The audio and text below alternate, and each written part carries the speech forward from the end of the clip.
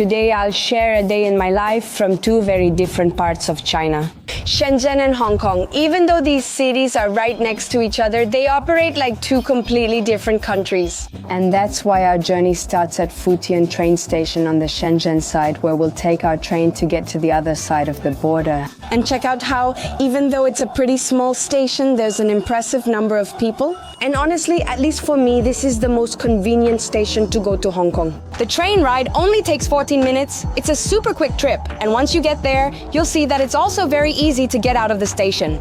Right now, it's 11:44. I arrived at this station just 20 minutes before my train, which is at 11:55. For your information, I bought my ticket online. If you haven't bought your ticket, it's a good idea to come to the station a little earlier. But let's see how long it takes from this moment until we leave the Hong Kong station, after we've gone through all the passport control, immigration, and everything. Let's scan our passport. I was already scared. I thought they're not going to let me through, but it seemed really strange to me. The passport machine is really slow today. And now this right here is the platform area. Our train is on this side. It looks like a subway, but it's actually a high-speed train that reaches about 200 kilometers per hour. As you can see, the train we're riding is amazing. The seats are very comfortable. It's really new. I honestly don't know what year it is from. As I mentioned, when we arrive in Hong Kong, we'll go through immigration control. And you might be wondering why. If Hong Kong and Shenzhen are in the same country, I mean, they're both part of China. There was a border and an immigration barrier. This is because Hong Kong was a British colony for many, many years until it was returned to China in 1997. However, to maintain stability for the people living there and to avoid such a sudden change when it returned to Chinese administration, it was agreed that Hong Kong's system would remain more or less the same for 50 years after it was handed back by the British. And notice how quickly we got here just by telling you the story. We're already in Hong Kong, and welcome to West Kowloon Station in Hong Kong. Isn't this place beautiful? I'll show you a little more when we come back, because we're going to leave from this same station to show you what a day in Shenzhen is like. In the meantime, we have to go through immigration controls. We've already passed the first immigration checkpoint, meaning we've crossed the border of China. You could say we're in international territory now. And so much so that we even have a duty-free shop here and everything. It's tax-free. Now we have to pass the checkpoint to enter Hong Kong. At the first checkpoint, your passport is stamped to show you've left mainland China, and at the second checkpoint, they give you a slip of paper. From here, which honestly, I've never known what it's for, because I've come to Hong Kong like 30,000 times and they've never asked me for it for anything. 12:41 and we're already outside the beautiful West Kowloon Station. So far, it's taken us less than an hour from when I was in the waiting room at Shenzhen Station until here. And a fun fact, and one of the first differences you'll notice if you come from mainland China to Hong Kong, many station names, streets, and places remain in English, a legacy of the British colony. For example, this station is called Austin State. And you might be wondering, how do the Chinese write Austin in Mandarin Chinese? Well, what they do is try to imitate the sound of the word in English, but with Chinese characters. It's like in the case of our country, which is called Mexico. In Mandarin Chinese, they copied those sounds and named it. It's different, but sounds similar. On our journey today, it's not just you and me, but some of my family members are joining me. One of my uncles and one of my cousins are coming to visit this part of China. And that's the reason why we're in Hong Kong today. So I'm going to introduce them to you when I get to their hotel. We can walk from the station. It's very close. One thing you'll notice about Hong Kong is that they have a lot of underground walkways to connect different streets. And there are tons of signs in these walkways. You can't get lost. We're coming from the train station, which also shows where the Austin Metro station is. And over there is also the Kowloon Cultural District, but we're heading that way.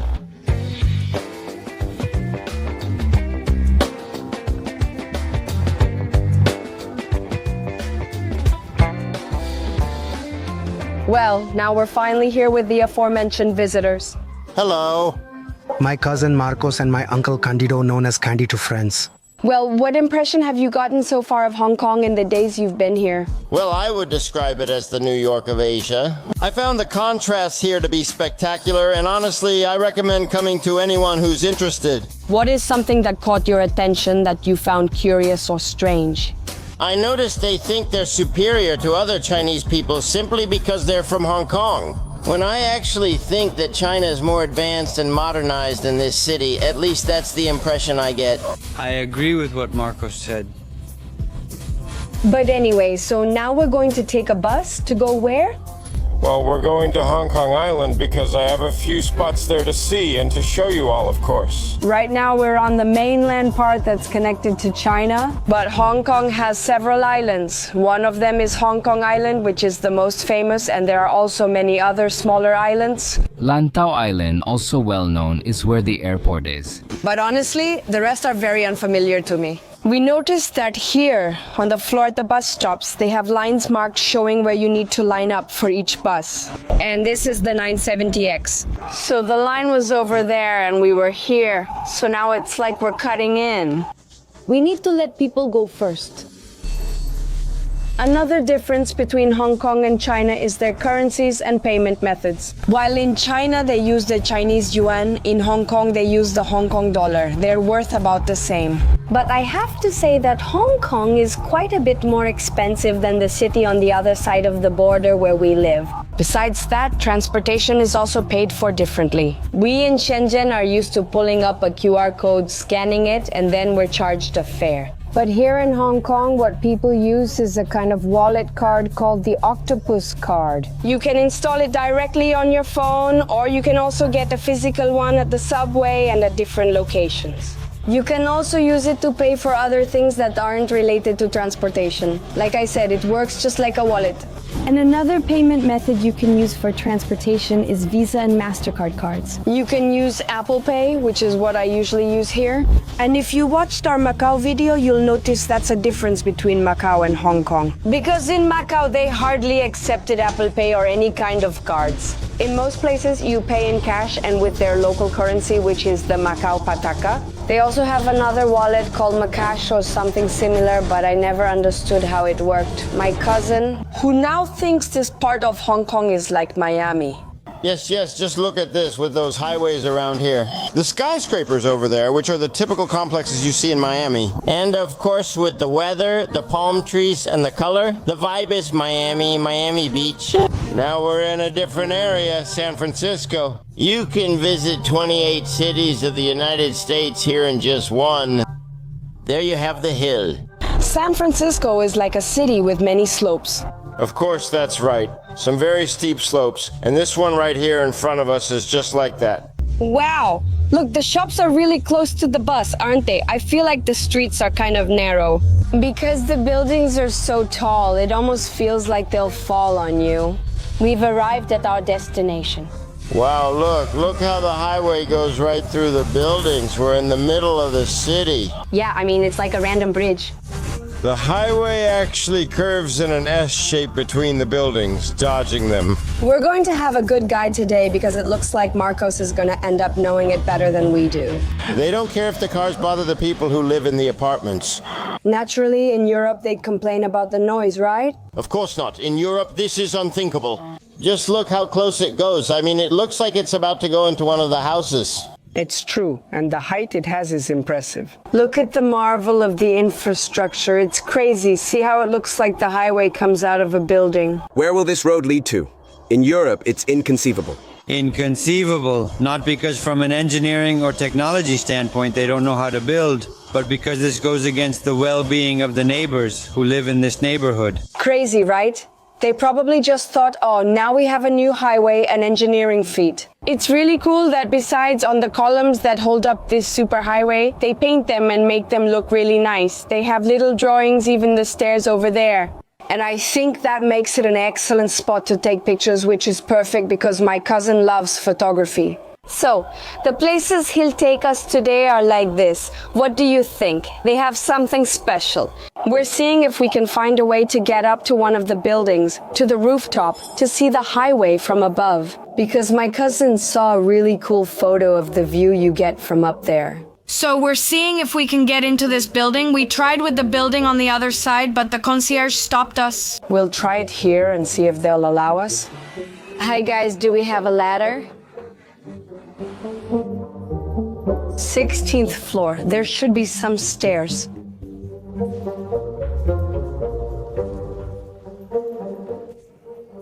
Success. That's cool. Look at the road. We're only on the 16th floor and I'm already getting really dizzy. I don't even want to look down. But I feel like coming to Hong Kong without sneaking onto a rooftop like my cousin and I just did. It's like you never visited Hong Kong. We're going to take the subway now to go somewhere else, but I just realized that we're close to the University of Hong Kong. It says so there. This is exactly the station. And we're going to a building that Marcos says they call the Monster Building. What's special about that building? It's one of the most iconic spots in Hong Kong. It's a public housing complex. One of those, but really old already and super. People are packed together and it's really tall. The typical Hong Kong, crowded and full of people. Say what I like. What I like for taking photos of architecture and real life.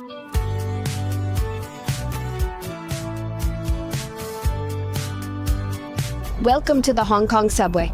Here's what the train cars look like, just like in China where they're all connected end to end. I mean, you can see from the front of the train all the way to the back. My uncle and my cousin told me they were surprised because in Spain, I didn't remember it being like that. The train cars are somewhat separated. There are 11 subway lines in the entire city. We're currently on the blue line, which is for Hong Kong Island. We're arriving at our next stop. We're crossing the street. There's a tram in the middle. I just saw it. And look at the unique buildings they have in this area. It's not the one we specifically came to see yet, but the shapes are interesting. They just handed my uncle some political flyers. Look, I don't know if it's because this district is important for the elections or something. Because I see that over there they have a lot of flags with politicians' faces, I think from several parties. And I found it really interesting because it's something you don't see in mainland China, and I hadn't seen it since Mexico. Here, in the middle of the route to get to the famous building, there's a park and all the elderly people are here socializing. It looks like they're playing checkers. What game is this? But look, this park is really nice. We have equipment here for people to exercise. We can see this lady working out hard. Another thing that surprised my uncle and cousin is that they have a lot of buildings that are built or repaired using bamboo scaffolding. And in this case, we have a building right in front of us that has hanging scaffolding. I mean, it's like they're renovating an apartment on the upper floor. They're using bamboo to create an elevated platform. Look at that craziness. Well, welcome to the Monster Building. I think it's all of this that goes around the street, this corner, and everything on the perpendicular streets. It's a huge place. My uncle asked if, since it's so old, they might tear it down, as that's common in Shenzhen. They're evicting buildings to tear them down and build newer things. But I really doubt it in this case, because it has become a very important tourist attraction for this city. I don't know if this is also part of the building or not. I'm gonna go in and see what's there. Look at all the political propaganda stuck here on the walls. Wow, look at this place. It's impressive. My uncle can't believe the bamboo scaffolding, and it's no wonder. Look at all this. You can see it up close here. These are the bamboo poles they use for the scaffolding. In Spain, they usually use metal, but here they use a plant. In Hong Kong, many of the housing units are like this, in blocks. All the apartments are there, and in the middle, they have this kind of courtyard or common area. They could have small shops like this around it. For example, this is an activity center for kids. Next to it, they sell medical supplies or similar items. And look at what the fame of this building has done. There's a sign here that says, obviously, it's private property, it's a private place, and you can be there like flying a drone. Don't go into someone's house. But how curious, because I don't think that's something you see everywhere. It's just that this building has become so popular that it's been necessary to put up these kinds of warnings. Look how cool this store is. It's a shop that only sells incense and things to take to the temple for prayer. They have figurines for you to put on your altars, on the offerings. And right outside the store, there's this sign that says they already have, like the things prepared for the Chinese year 2026. The year is about to change, the animal is going to change. So you have to change everything. You have to put everything for the animal of the year. You have to change the stickers that you put on the outside of the doors, the Fu symbol, and all those things that bring you good vibes. Here we have an entrance to another one of the central spaces that exist between these blocks of buildings. Look, you have people here who are resting. Hello? Is this your work? Yes, of course, it's our work. Can you really speak Chinese? A little, just a little. She doesn't speak very well. That's enough! It's not enough. You have to keep studying. And he doesn't speak Chinese? He doesn't know. He just got here. Real Madrid. It's a Real Madrid jersey. Do you like soccer? There are the gifts. And here we have the whole team of people who are coming to take pictures of the building. It must be that this is tagged somewhere on Instagram or something because there's even a line. We're looking for a place to eat now, and I found a Malatan restaurant online, which is food from Chongqing. Spicy. He brought us to this shopping plaza which has, well, everything. A market, but I still can't find the restaurant. I'm searching and searching. Hi, do you know where I can find this place? Let's see if it's not that one just up ahead. Okay, thank you. There are more restaurants. Let's check them out. I'm looking for this restaurant. I don't know. Isn't it in this square? Could you help me find this restaurant? Over there. Ah, he says it's that way. Well, we still don't know what happened. We never found the restaurant we were looking for. But finally, we found a Malatang place, which is exactly the food we were looking for. It's Sichuan cuisine. We have some dishes in front of us here. All of these are cold. Let's say they're like Chinese salads. They're all marinated, very tasty. We just tried the little chicken that's there. And right now, Marcos ordered these meatballs. What is this? Pork. I'll order one. Honestly, I have to say that the price compared to what it would cost in China is quite high. 45 Hong Kong dollars is what this order costs, and the chicken is 32, when in China I think it would probably cost about 10 yuan less than the price here. And we also ordered a malatang. Thank you. Doesn't it look nice? Of course.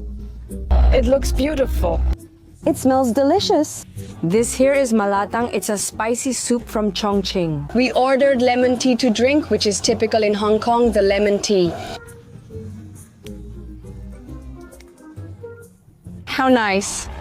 And I'm going to show you how we ordered everything. Here we have the menu. These big numbers you see here are the number of ingredients you can add. And this one here, of course, is the price. So we have all these ingredients. Here you have the section for meats, pork, beef, and so on. Here we have the vegetable section. And down here we have the soup flavors we can choose from. I told him not to make it too spicy because I know that food from Chongqing is really, really spicy. My uncle and my cousin said that yesterday, when they went to the Chongqing restaurant, they struggled a bit with the spiciness. And that's even though they do eat chili. The ladies are laughing because you can't use chopsticks.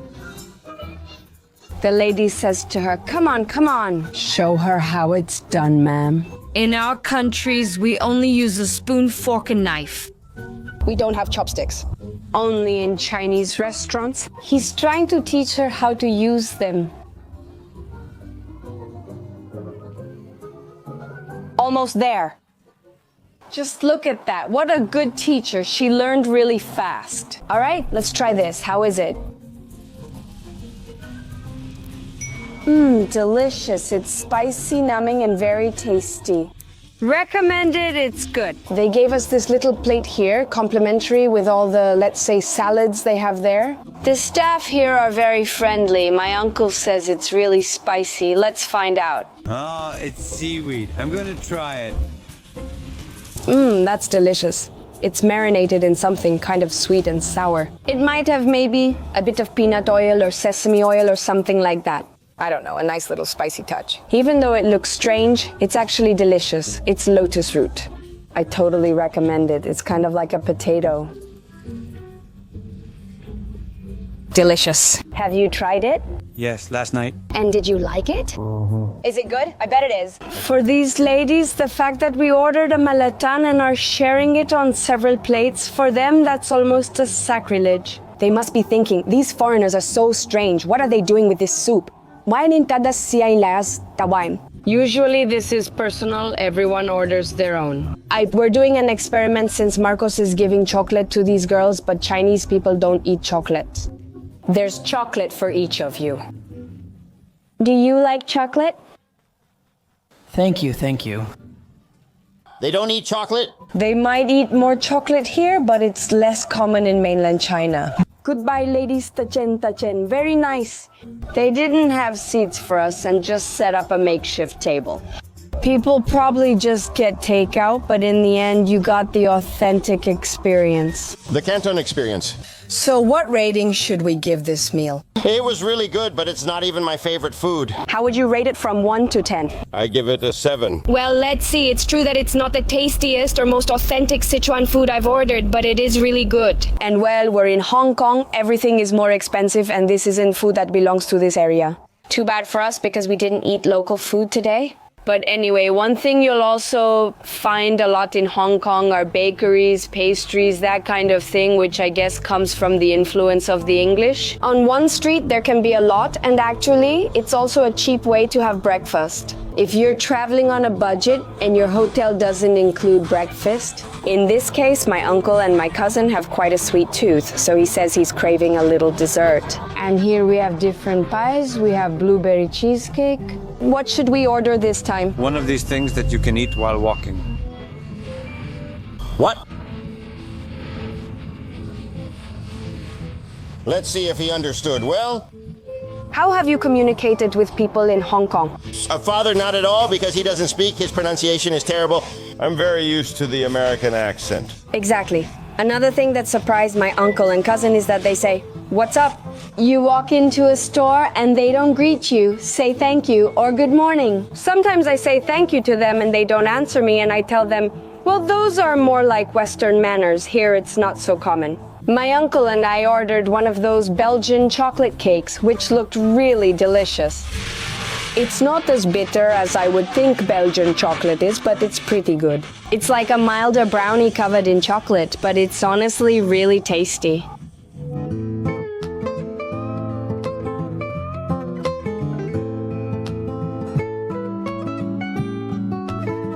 It's 5:56 in the afternoon and we're on our way to our last stop of the day before heading back to the city of Shenzhen. Look at what a cool scene this is to see at night. We have this super cute temple here, and up above these buildings that are cylindrical. And my cousin told me that inside they look like a spiral. I mean, they're really, really amazing. But look at this beautiful temple. At night, it's gorgeous how they light it up. Wow, check out the walk we're about to take. It's all these stairs until we get all the way up there. It's gonna be a bit tough, but hey, we'll burn off that little cake we ate a while ago. Wow, I really broke a sweat. But anyway, we're at street level now, so we can keep walking on flat ground. We've lost a soldier. He's going to stay here and rest because honestly, the path to where we're going, as you can see, is not easy at all. Also remember, they've only been here 3 or 4 days and are still jet lagged, honestly. Coming here from Mexico, from Spain to this side of the world is tough. It's harder than when we go over there. Here we go, more stairs. For now, we're going to try to go inside these cylindrical buildings because my cousin says they're spectacular inside. We got into the cylindrical buildings, though they initially refused us entry. Since we don't know where the elevator is, here we are going up on foot. See it from 24 floors up. It'll be worth the wait. I'll show you now. 18th floor, 22nd floor. Almost there. Just 2 more floors left. Oh well, it wasn't 24 floors, but now this is the last one. We're on the rooftop. Wow, look how cool this is, right, Mom? They really have a fancy rooftop spot in this community. They also have exercise machines here. And look at the view. But that's not even the best part. Look at the shape of the building. No, Mom, this one is awesome, Mom. I wish it had more range so I could put my arm in further, but I'm afraid the camera might fall. I'm feeling a lot of vertigo being on this terrace, but it's amazing. And there are cameras. Oh yes, there are cameras. Up here. We should go since there are cameras and we sort of snuck in. But we weren't here to film anyone, we just came to record the architecture of the building and the views. And now we've had our eye candy on this rooftop, let's go down the 26 floors. Notice that the apartments I've been seeing in this building are quite small.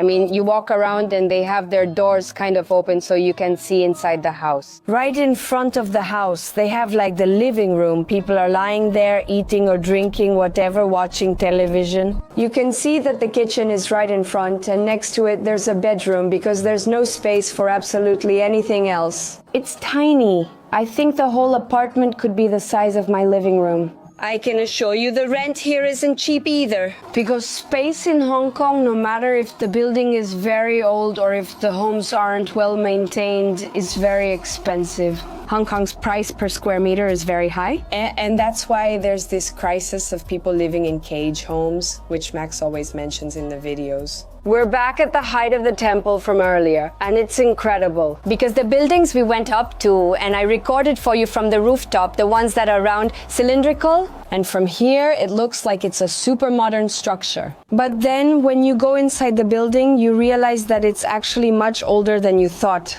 Hey, what's up? I was really impressed with this place in Hong Kong, but now it's time to go back to Shenzhen, friends, and show you what a day in my life is like.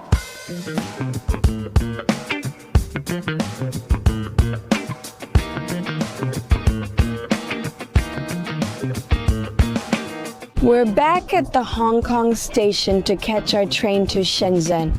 Remember, I arrived at Shenzhen station this morning to go to Hong Kong. I arrived with 20 or 30 minutes to spare, already had my ticket and still had time left. Everything went well. Just know that crossing from Hong Kong to Shenzhen takes much longer. It's very important to arrive about an hour early so you have enough time to go through all the checkpoints because it's a bit more tedious. First, enter the station and put your belongings through the scanner. Then clear Hong Kong immigration, followed by China immigration. If there aren't a lot of people, honestly, it doesn't take that long. And then you have to put your things through another scanner again. So, to keep that in mind if you do this so you don't lose your ticket. Because I know I've told you many times that in mainland China, if you miss the train, you can go and change your ticket at no cost. But here in Hong Kong, it's not the same policy. Even in that, they're different, just so you know. Also, Futian Station is quite small compared to Kowloon Station. Kowloon Station is very big. The entire migration process takes place underground. And you have to walk and walk and walk and walk until you reach the area where all the gates to enter the trains are. We already have our passport scanned. Let's go to the train. Just so you get an idea, my train leaves right now at 9:12, and I arrived at this station at 8:13. I was only in the waiting room for 10 minutes until they called me to scan my passport and enter the boarding area. So it took about 30 minutes total from when I arrived at the station and scanned my passport until I finally sat down to rest. It's almost the same amount of time it took me from when I was in the waiting room in Shenzhen until I arrived and left the Hong Kong station. So that's a very important detail to save you a lot of headaches.